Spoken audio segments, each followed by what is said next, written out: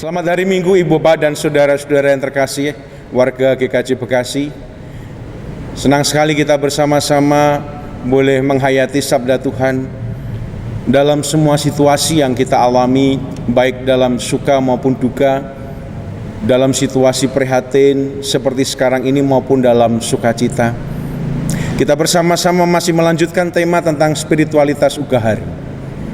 Bapak, Ibu, dan Saudara yang terkasih, tema kita pada minggu ini adalah mengatasi kekurangan dan mengupayakan kesejahteraan. Kita telah belajar dari minggu-minggu yang kita lalui bagaimana kita belajar mengenai mengucap syukur dalam segala hal, bagaimana kita menjalankan hidup sederhana, dan juga kita mencukupkan diri dan rela berbagi. Enough and care. Kita bersama-sama mencukupkan diri dan bersemangat untuk berbagi. Tetapi Ibu Bapak dan Saudara yang terkasih, masih ada kekeliruan yang sering terjadi ketika mencoba memahami apa arti dari hidup sederhana. Saya ambilkan beberapa contoh. 1. Ada orang yang berhemat luar biasa, makan seadanya tanpa asupan gizi, lalu wajahnya pucat pasi. Bukan itu artinya sederhana. Yang kedua, ada orang yang berhemat luar biasa, tetapi dia pelit untuk berbagi. Ini juga bukan, karena mencukupkan diri, hidup sederhana, itu tidak lepas dari semangat berbagi. Yang ketiga, ada orang yang bekerja sekedarnya dan menghayati bahwa itu aplikasi dari hidup sederhana dan tidak berjuang untuk mengupayakan kesejahteraan. Ini juga bukan. Karena apa? Karena Ugahari itu justru mendorong kita untuk mengupayakan kesejahteraan. Dan yang keempat adalah orang yang menjalani hidup kekurangan. Oh, hidup sederhana itu kekurangan ya. Ora popo, kurang ini, kurang itu, dan menghayatinya sebagai aplikasi hidup sederhana. Ini juga bukan. Ibu Bapak dan Saudara yang terkasih, spiritualitas Ugahari justru berupaya mengatasi kekurangan supaya semua orang merasakan cukup dan tidak berkekurangan. Kita diajak Bapak, Ibu, dan Saudara supaya kita itu bisa cukup dan orang lain juga cukup. Yang kurang dicukupkan, yang berlebih juga mencukupkan diri, supaya gaya hidupnya juga gaya hidup sederhana, sehingga bisa membantu saudara-saudara yang berkekurangan. Nah, itu sebenarnya. Jadi justru Ugahari itu berjuang melawan kemiskinan, berjuang mengatasi kekurangan, berjuang mengupayakan kesejahteraan. Saudara-saudara yang terkasih dalam Tuhan Yesus Kristus, lalu bagaimana cara kita supaya kita bisa mengatasi kekurangan dan mengupayakan kesejahteraan? Nah, mari kita lihat bersama-sama dari bacaan yang kita telah renungkan. Penulis Amsal dan juga Rasul Paulus dalam bacaan kita saat ini mendorong kita untuk memiliki semangat bekerja demi mengupayakan kesejahteraan. Ketika kemalasan datang, maka kekurangan datang menyerbu. Tidur sebentar lagi, mengantuk sebentar lagi, berbaring sebentar lagi, maka kemiskinan akan datang menyerbu, dan kekurangan akan menjadi temannya sehari-hari. Bapak, Ibu, dan Saudara yang terkasih, ini mengingatkan saya pada unen-unen Jawa yang demikian. Bang tangi, aja turu wae.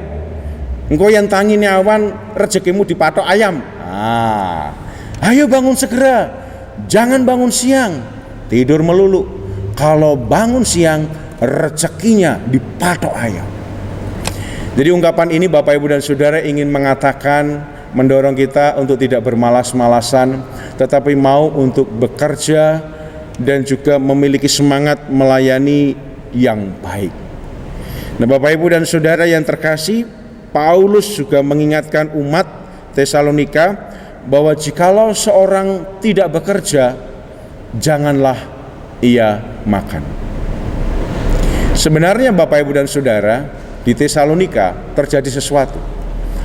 Ada sekelompok warga jemaat yang salah memahami tentang bagaimana Yesus itu akan datang kedua kali. Apa yang mereka lakukan sekelompok orang ini? Mereka itu menghasut umat di Tesalonika. Mereka mengatakan Yesus akan datang. Ngapain kita melakukan semua ini? Tinggal menunggu saja. Yang mereka lakukan adalah meninggalkan keluarga, meninggalkan pekerjaan, meninggalkan komunitas, meninggalkan tanggung jawab, dan yang mereka lakukan hanya kumpul-kumpul bersama menanti-nanti Tuhan Yesus datang dan tidak melakukan apapun juga. Mereka menghasut umat Tesalonika supaya ikut-ikut dengan mereka. Mereka membuat resah umat di Tesalonika. Anehnya Bapak Ibu, setiap hari mereka ini masih datang ke rumah warga di Tesalonika dan minta makan. Aneh bukan? Karena apa? Mereka tidak punya tanggung jawab. Itulah makanya Paulus mengatakan orang-orang ini tidak tertib hidupnya dan membuat kacau jemaat di Tesalonika. Paulus mengingatkan, hati-hatilah dengan orang-orang seperti itu, jangan tergiur dan tergoda. Dan nasihat Paulus ini sebenarnya untuk menolong agar saudara-saudara tersebut mereka akhirnya berbalik kembali. Ayolah kembali ke dalam pekerjaan rutinitas sehari-hari. Supaya apa? Supaya kalian tetap bisa menantikan Yesus datang dengan hidup yang wajar, bekerja, berkeluarga, dan melakukan aktivitas seperti biasa. Bapak Ibu dan Saudara yang terkasih dalam Kristus, sesungguhnya mari kita bersama hayati bahwa bekerja itu adalah bagian dari pelayanan. Oleh karena itu, karena ini bagian dari pelayanan, mari kita lakukan dengan adil, dengan jujur, dan dengan penuh semangat. Bukan hanya di gereja melayani, tetapi bagaimana kita bekerja di ruang publik itu juga adalah bagian dari pelayanan. Bahkan ketika kita diminta untuk WFH, work from home. Nah, ini bahasa Wonogirinya ini ya, logatnya. Work from home. Mudah-mudahan nggak keliru. Kita tetap melakukan dengan etos yang baik, dengan semangat yang baik. Dalam situasi seperti ini bukan menjadi alasan lalu kita di rumah dan bekerja dengan sekedarnya. Bapak Ibu dan Saudara yang terkasih dalam Tuhan Yesus Kristus, kita bersama-sama dimanapun kapanpun kita belajar untuk menunjukkan sikap etos kerja yang baik, dan itulah yang harus kita lakukan. Bapak Ibu dan Saudara yang terkasih dalam Kristus, namun ada beberapa hal yang perlu kita renungkan supaya kita bersama-sama juga punya keseimbangan. Yang pertama, kita bersama-sama bekerja, tapi kita juga memerlukan hikmat supaya kita jangan jatuh pada pola kerja workaholic, yaitu gila kerja secara berlebihan, sehingga mengabaikan keluarga, mengabaikan ibadah, mengabaikan persekutuan, mengabaikan tanggung jawab, dan juga bahkan mengabaikan Tuhan Allah. Bapak, Ibu, dan Saudara yang terkasih, segala sesuatu yang berlebihan, ngongso, forsir, itu kesehatan menjadi berkurang, lalu keluarga terlupakan, ibadah terlupakan, dan biasanya nyuwun sewu nyuwun pangapunten nyuduka. Bapak Ibu Saudara, orang-orang yang demikian itu sulit mengucap syukur kepada Tuhan, sulit mensyukuri apa yang sudah diberikan oleh Tuhan. Oleh karena itu, mari kita bersama-sama menjaga supaya keseimbangan ada antara bekerja, melayani di gereja, di keluarga, dan di tengah masyarakat. Yang kedua, Bapak Ibu Saudara, kita bersama-sama merenungkan Apapun pekerjaan kita, mari kita belajar untuk mencintai pekerjaan kita. Bahkan meskipun barangkali pekerjaan yang sekarang kita lakukan bukan passion atau minat kita, mari kita belajar untuk mencintainya. Supaya apa? Kita kerjanya dengan sukacita, kita kerjanya dengan semangat. Belajar, mohon supaya Tuhan mampukan kita mencintai. Mungkin kita lulusan pertanian, bekerjanya di bank, mungkin tidak ada kaitannya, tapi nggak apa-apa. Mari kita terus mencoba untuk mencintai pekerjaan kita. Bapak Ibu, Bunda Teresa pernah disebut ketika dia merawat orang-orang sakit kusta di India. Dia pernah disebut sebagai seorang pelayan yang melakukan pekerjaan besar. Tetapi Bunda Teresa menjawab begini, saya tidak melakukan pekerjaan yang besar, tapi saya melakukan pekerjaan sederhana dengan cinta yang besar. Apapun pekerjaan kita, dengan cinta yang besar. Saudara-saudara yang terkasih dalam Kristus, khususnya anak-anak semua yang sekarang lagi libur sekolah atau sekolah di rumah, anak-anak remaja, pemuda, mari kita juga belajar giat di rumah ya. Kalau guru meminta kita belajar di rumah, mari kita bersama-sama juga belajar yang giat. Meskipun di rumah ya, supaya apa? Nanti cita-cita yang ingin jadi dokter, ingin jadi insinyur, ingin jadi artis, ingin jadi apa lagi? Ingin jadi polisi, TNI, ingin jadi pengusaha, ingin jadi pendeta, bisa tercapai cita-citanya. Dan kesempatan di rumah kita manfaatkan untuk lebih menyayangi papa mama, membantu orang tua, mengurus rumah, juga beristirahat cukup, tidur cukup, makan cukup, sehingga anak-anakku semua,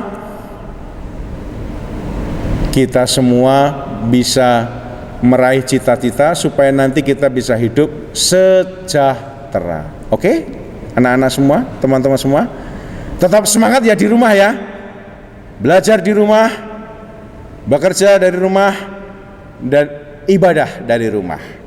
Ibu, bapak, dan saudara yang terkasih, sebagai akhir renungan ini, mari kita renungkan bersama pertanyaan ini bersama-sama. Ketika nanti Yesus datang kedua kali atau Yesus datang kembali pada akhir zaman, mana kira-kira yang menyenangkan hati Allah, menyenangkan hati Tuhan Yesus? Apakah menjemput kita orang Kristen yang malas, ataukah akan menjemput orang Kristen yang rajin belajar dan rajin bekerja? Mari bersama-sama kita merenung dan kita menghayati bersama dalam semangat Ugahari. Tetap semangat, Tuhan memberkati. Amin. Saat teduh bagi kita. Ibu, bapak, dan saudara yang terkasih, kita akan berdoa. Sebelum kita berdoa, saya mengajak kita untuk tetap tabah dan bersandar pada Tuhan. Kita harus beribadah di rumah dan tidak di gereja untuk sementara, sebagai wujud support kita kepada semua pihak yang telah berjuang dan sedang berjuang melawan virus corona. Pemerintah, lembaga kesehatan, rumah sakit, dokter, perawat, dan semua pihak yang berjuang. Salah satu support kita adalah beribadah di rumah. Jemaat perdana pada masa lalu juga pernah menjadi jemaat rumah ketika ditekan dan tertekan. Mereka beribadah di rumah-rumah dan mereka menjadi jemaat rumah. Tetap semangat untuk beribadah meskipun sementara di rumah. Gereja bukan gedungnya, gereja adalah orang. Mari kita berdoa.